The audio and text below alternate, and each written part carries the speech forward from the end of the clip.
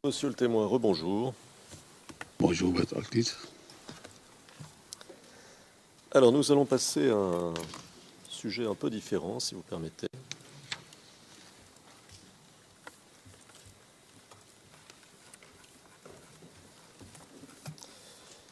À une question du procureur, vous avez répondu, et la référence c'est page 43 des transcrits français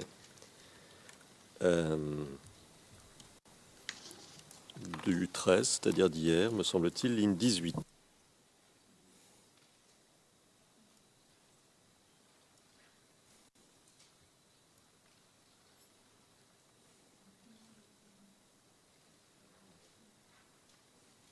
Alors, pardon, correction, ce sont les transcrits du 10 mars. 10 mars, page 43, ligne 18.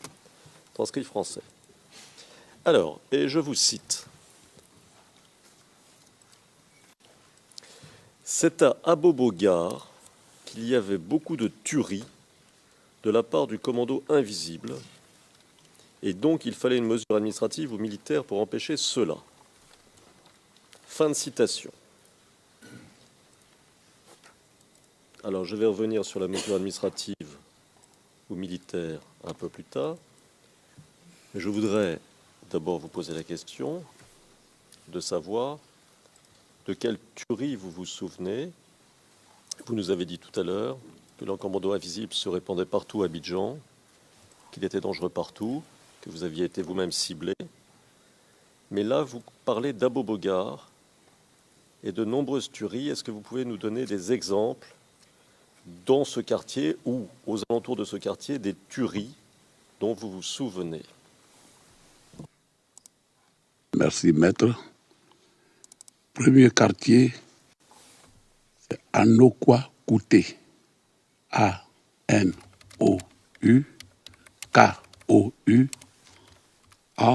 Kouté, K-O-U-T-E. C'est un sous-quartier d'Abobo-Gare qui a été attaqué par le commando invisible, y occasionnant de nombreux morts et de nombreux blessés.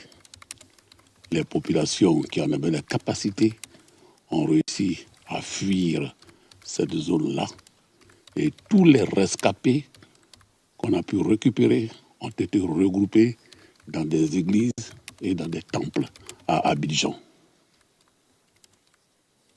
Deuxième cas précis, au kilomètre d'IPK-18. Là encore, le commando invisible a encore attaqué des populations civiles.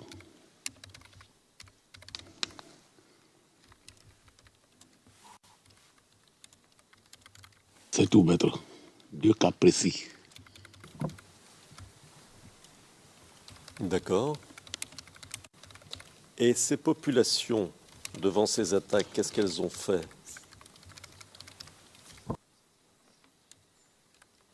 Ce sont des populations désemparées qui n'avaient pour salut que de fuir cette zone-là pour se mettre à l'abri dans des zones plus sûres, des cocodis.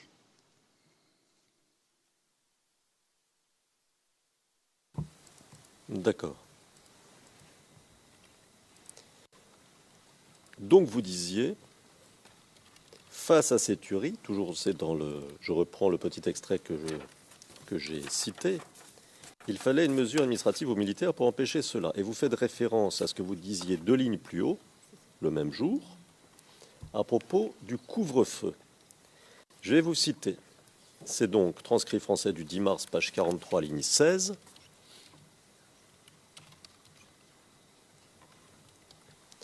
Là, et je cite.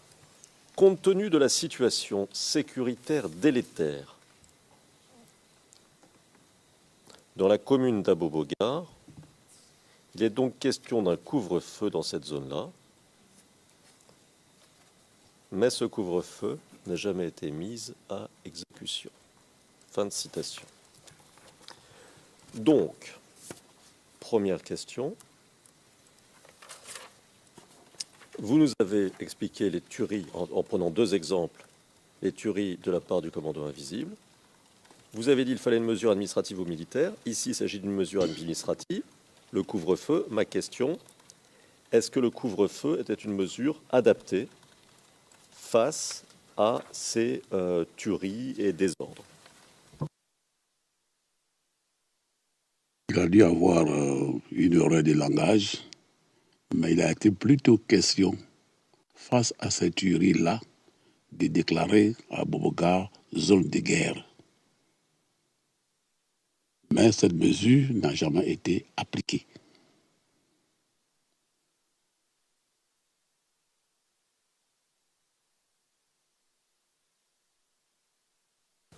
D'accord. Alors,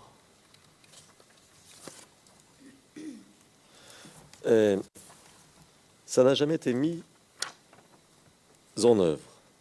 Vous pouvez nous en dire un peu plus pourquoi ça n'a pas été mis en œuvre et... Cela avait été discuté au cours d'une réunion tenue au palais de la présidence sous l'autorité de M. le Président de la République, M. Laurent Gbagbo. Les avis des uns et des autres ont divergé quant à la nécessité de déclarer à Boubacar zone de guerre dans une ville aussi grande comme Abidjan, ça n'aurait pas prospéré. Donc ça n'a pas eu lieu. Pour des raisons que ce n'était pas évident de déclarer un quartier zone de guerre. D'accord.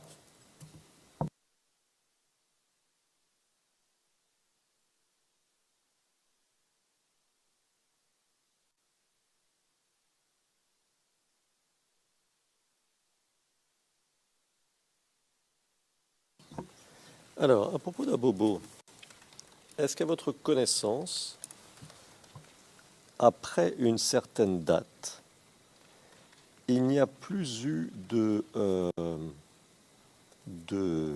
poste des forces de sécurité ou de position, plus exactement, des forces de sécurité à Abobo? Ou bien est-ce qu'il y a toujours eu des positions à Abobo pendant des forces de sécurité pendant toute la crise? Les postes de sécurité étaient stationnés à l'intérieur de l'escadron d'Abobogar.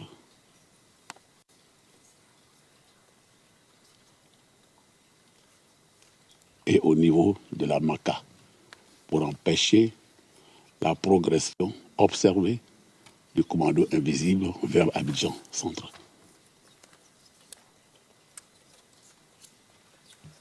D'accord.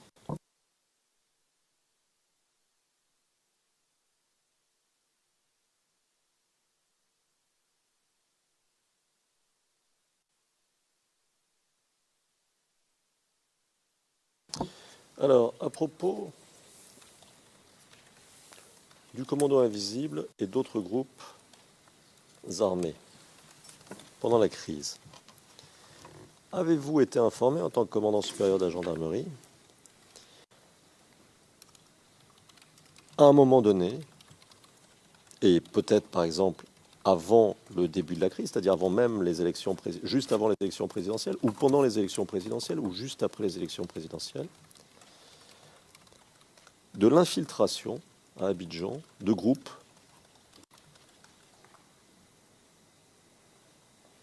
organisés qui devaient déclencher à un certain moment une attaque? Je n'en ai pas eu connaissance, mais avec la présence du commando invisible, ça laisse supposer donc qu'il y a eu des infiltrations au préalable et qui s'est donc réorganisé en commando invisible pour mener des attaques.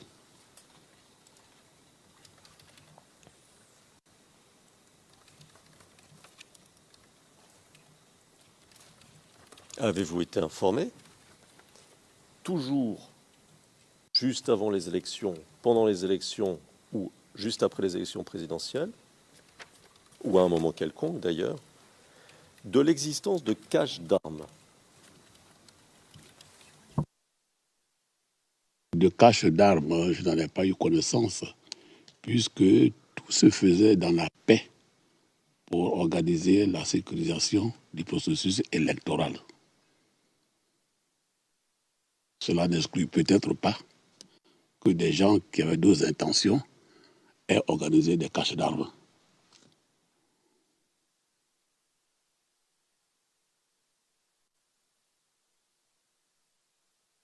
D'accord. Alors, je vais vous montrer un premier document.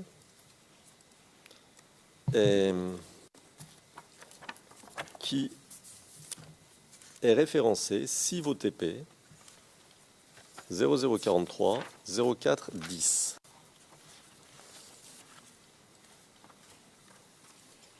En date du 5 mai 2010.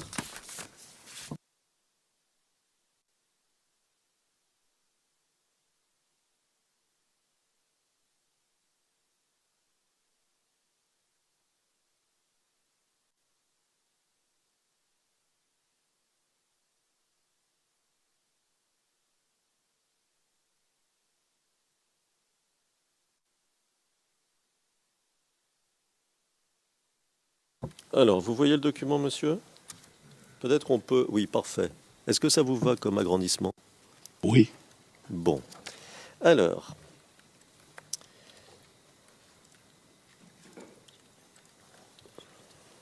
est-ce que vous avez... Vous m'excusez une seconde.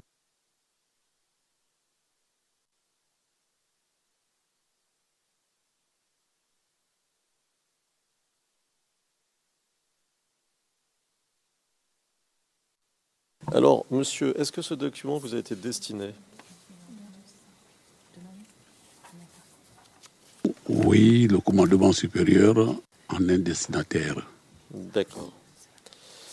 Alors, il est intitulé « Découverte et saisie d'armes de guerre et d'effets vestimentaires militaires ». Et la date, c'est le 5 mai 2010. Alors, je vais très rapidement le synthétiser et vous allez pouvoir le commenter si vous le souhaitez. Donc, il s'agit de la découverte et saisie d'armes de guerre, entre autres. Saisie le 5 mai 2010 au quartier Rang, non loin de la station Afrique Oil, commune d'Anyama, à Anyama donc. Et puis, deuxième saisie au domicile d'un nommé Fofana Baya.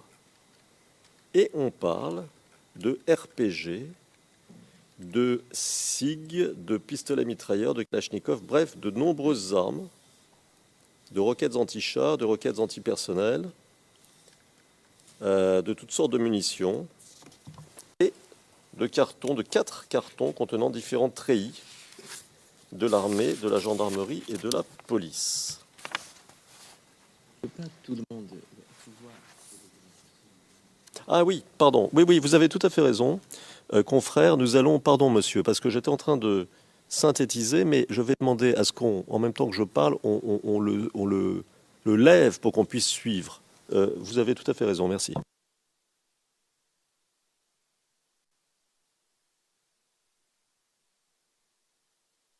Quand vous avez lu tranquillement cette première page, on pourra passer à la seconde page. Oui, s'il vous plaît. Alors, peut-on passer à la seconde page, s'il vous plaît?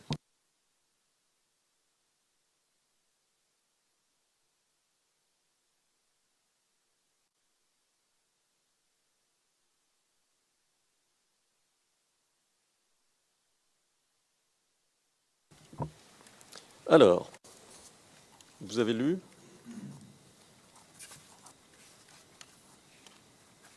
Vite passé. On ne voit pas le document. Oui. Monsieur, si vous voulez, je peux vous remettre une copie papier. Ce sera peut-être plus simple. Vous voulez? Oui, s'il vous plaît. Alors, monsieur le greffier, s'il vous plaît.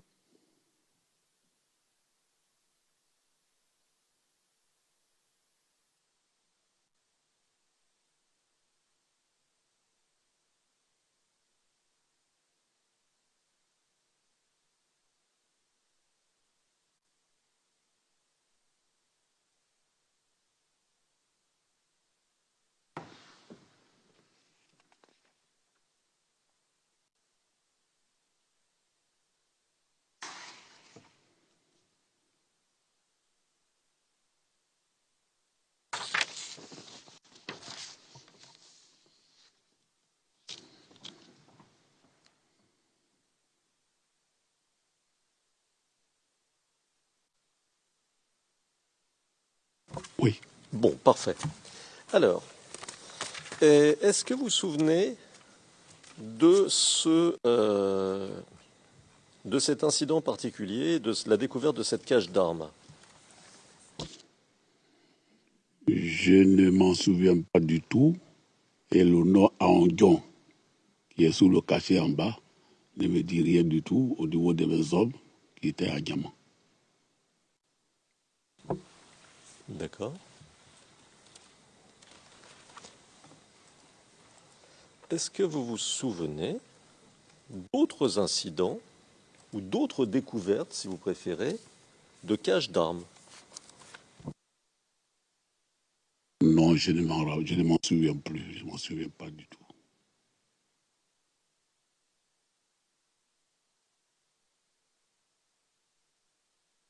Alors, je vais vous montrer un autre document. Il est référencé CIVOTP 0044 0061.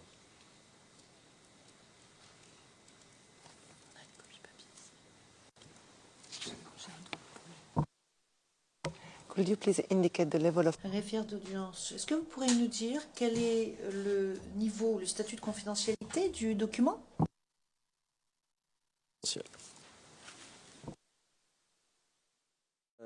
L'objet est une, je cite, proposition de félicitations écrite en faveur des gendarmes de l'unité d'intervention de la gendarmerie nationale, c'est-à-dire l'UIGN. Fin de citation. Alors, il est dit, et je vais synthétiser, je peux bien sûr citer, mais je pense que là, synthétiser rapidement est aussi bien, qu'il y a une opération pour découvrir des caches d'armes à Abidjan et aux alentours, notamment à Anyama,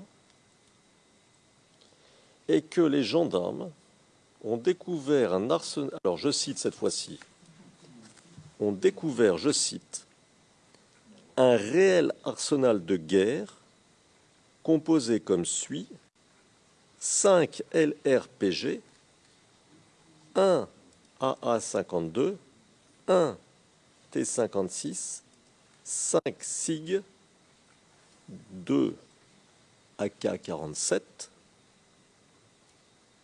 3 PM-MAT-49, 2 fusils calibre 12 de fabrication artisanale et 414 tenues treillis. Fin de citation. Alors, monsieur, d'abord, pour que nous comprenions bien, car nous sommes des béotiens, et vous, vous êtes un professionnel, c'est quoi un LRPG? RPG, c'est une roquette anti-char. D'accord. Donc des armes anti-chars, c'est ça? Oui. Ah, alors, pardon, monsieur, je vais vous demander aussi au greffier de bien vouloir continuer la lecture en même temps que je la faisais, c'est-à-dire de lever le document jusqu'à ce qu'on puisse voir le bas du document.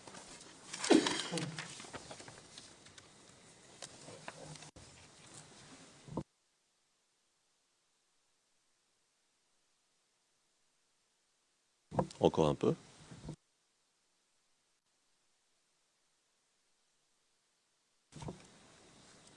Très bien, encore un tout petit peu qu'on voit la fin. Excellent. Je pense qu'on peut s'arrêter là pour l'instant parce que je suis en train de vous poser des questions sur les armes dont il est dit qu'elles ont été découvertes. Alors ensuite, un T-56. C'est quoi un T-56? T-56. C'est une arme de poing.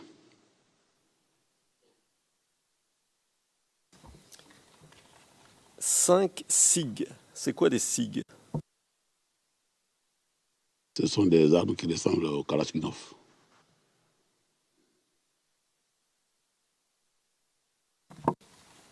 Deux AK-47. C'est quoi un AK-47? C'est des Kalash. 3 PM Mat 49, c'est quoi? Pistolet mitrailleur. D'accord. Et il est fait mention aussi de 414 tenue treillis. Bon. Première question, monsieur. Vous souvenez-vous de cet incident particulier? Je vais reformuler. Vous souvenez-vous de la découverte de cette cache d'armes particulière? Je ne m'en souviens pas du tout. Si ça avait été le cas, on aurait fait une communication par le service de communication des armées, comme vous l'avez vu dans d'autres documents. D'accord. Alors, pour que tout soit clair, je vais demander au greffier d'aller à la seconde page, comme ça vous pourrez la lire. Et peut-être que en lisant le libellé de la proposition, peut-être que la mémoire vous reviendra si jamais vous avez lu cette fiche. Alors lisez tranquillement le document et puis nous en parlons.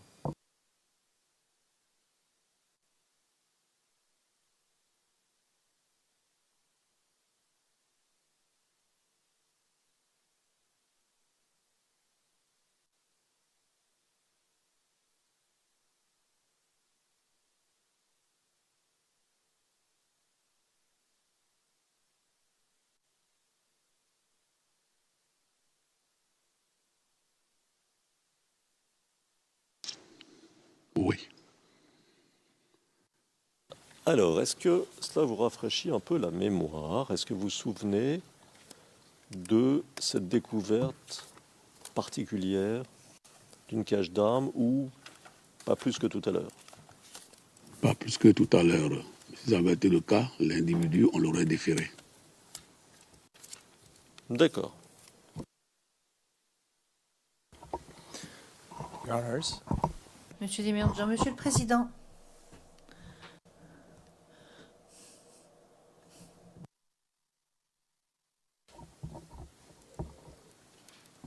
Mr. President. Monsieur le Président. Le Président, oui, Monsieur le Procureur. Monsieur Desmirgeon, est-ce que nous pourrions obtenir une précision au sujet de la date de cette opération? Parce qu'il y a une ou deux dates sur ce document et là, je ne sais plus très bien de quelle période il s'agit.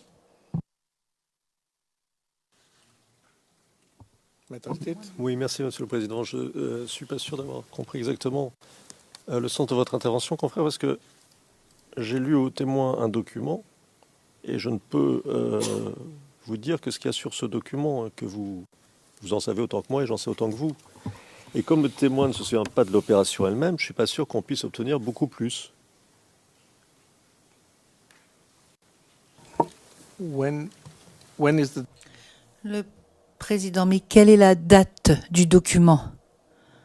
Monsieur Desmirgeon, Monsieur le Président, le document porte la date du 22 novembre, mais fait référence à une demande du 11 juin, d'où ma demande de clarification. Le Président, oui, certes, mais bon, le document est présenté, versé, et nous tirons les conclusions. Si le témoin, ceci étant dit, ne se souvient de rien, cela ne servira à rien de lui poser la question au sujet de la date. Monsieur Desmirgeon, oui, tant que cela soit bien inscrit et fasse partie du dossier. Le Président, oui, bien sûr, Maître Altit. Alors,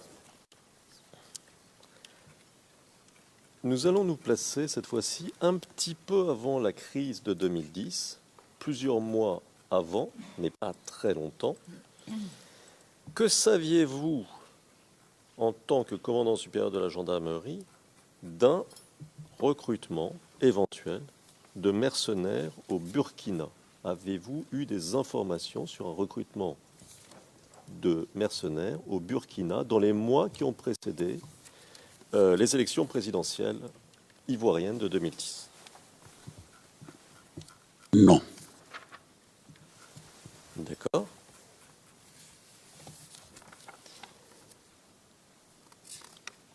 Avez-vous appris, cette fois-ci plus tard, en cours de crise, si je puis dire, que des mercenaires avaient été recrutés au Burkina et avaient été rassemblés au nord de la Côte d'Ivoire et qu'ils attendaient le moment de descendre vers le sud de la Côte d'Ivoire. Est-ce que vous avez eu des informations là-dessus? Non, je n'ai pas d'informations, puisque je n'avais pas d'éléments informateurs au Burkina Faso. Puisque c'est une période de paix normale, donc je n'ai pas d'informations, s'il vous plaît. D'accord. Alors, je vais reformuler un tout petit peu parce que je vous ai posé deux questions un peu différentes et je crains de n'avoir pas été assez clair. Alors, c'est vrai, ma première question, c'était recrutement de mercenaires au Burkina en période de paix avant la crise. Quelques mois avant les élections présidentielles, vous avez tout à fait raison. Ma deuxième question, en revanche, c'était savoir si ensuite, après le début de la crise, c'est-à-dire au cours de l'année 2010, enfin au cours de novembre, décembre 2010, janvier, février, mars ou avril 2011,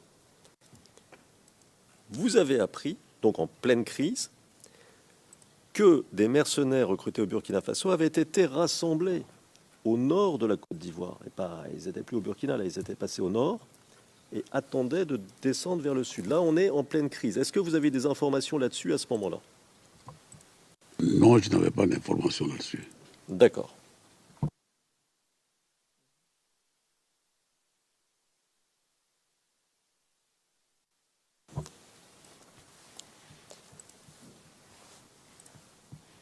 Avez-vous eu à un moment quelconque des informations sur le fait que les services spéciaux français organisaient des troupes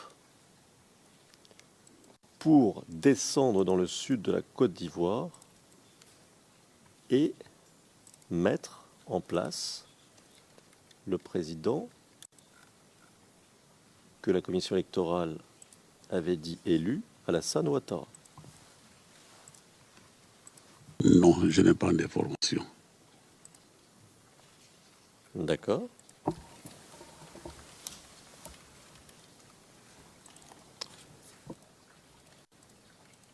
Your Honors, Monsieur Demirjian, Monsieur le Président,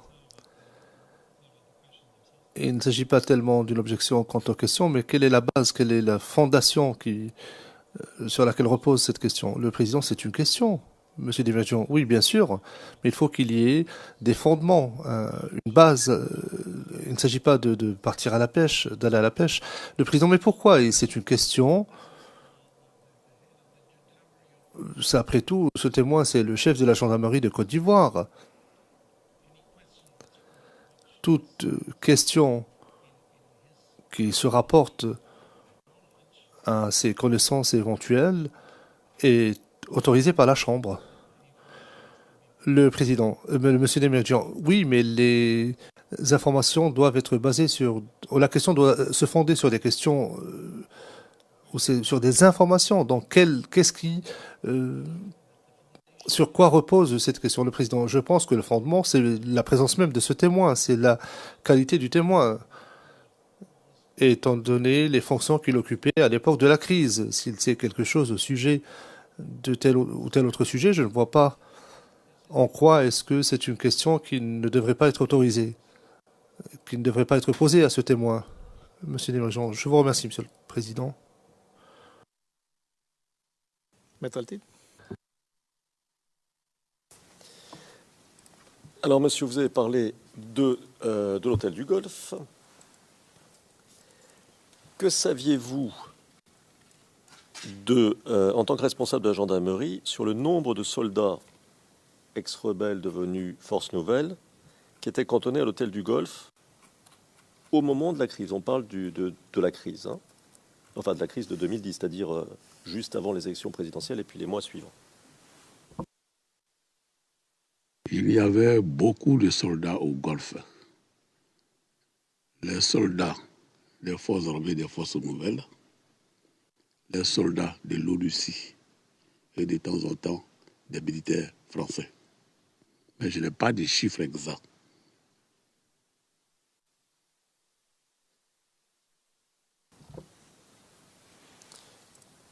Aviez-vous des informations sur leur armement? Par exemple, disposait-il d'armements lourds? Effectivement, ils avaient toutes sortes d'armes, des armes de poing, pistolets, jusqu'au A52, armes automatiques modèle 52 et des roquettes. D'accord. Saviez-vous quels étaient les responsables ex-rebelles devenus Force Nouvelle qui se trouvaient à l'hôtel du Golfe?